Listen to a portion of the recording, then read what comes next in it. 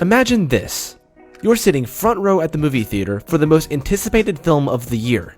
The plot is reaching its climax, and then you feel it.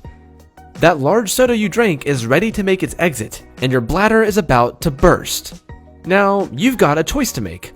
Do you stand up and risk having popcorn thrown at you for interrupting everyone's viewing experience, or do you hold it in and sit through the discomfort? Many people would deal with the embarrassment and go to the bathroom. But what if you didn't? Sure, it would be uncomfortable and it might even hurt a little bit, but it can't be that dangerous, right? I wouldn't be so sure.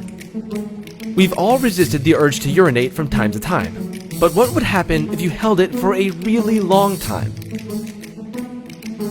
Let's take a look at why holding it can hurt so badly and what would happen to you if you ignored your bladder signals for too long. Your bladder can hold about 1 liter or 2 cups of liquid before it reaches capacity. When your bladder is about half full, it activates tiny receptors in your bladder wall. The nerves signal to your brain that it's time to empty the tank.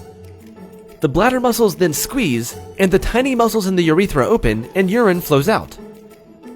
But when you're too busy to go or you simply cannot find a restroom, the cylindrical sphincters of your bladder close tightly to prevent any leakage of urine into your urethra.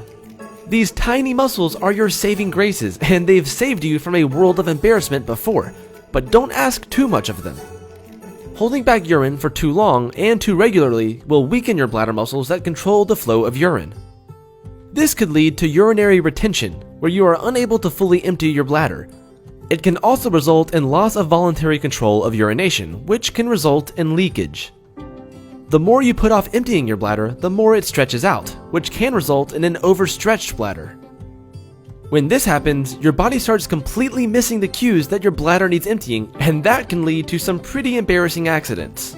Another consequence of holding it in is pain. You know that sharp feeling you get when you need to go, and then when you finally do, the sharp feeling disappears? Well, holding on for too long can mean that the awful pain in your lower abdomen continues and even gets worse.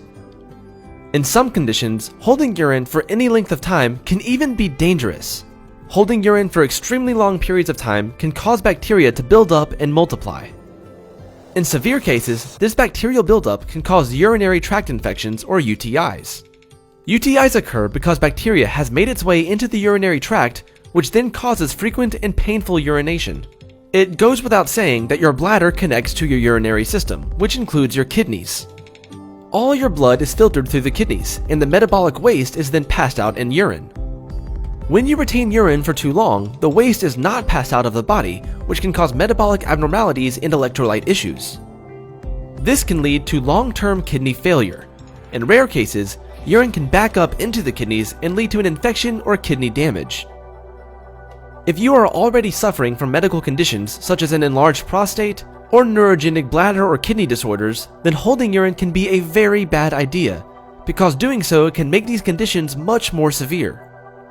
In extremely rare and serious situations, holding urine for too long can lead to a bladder rupture, which can be deadly.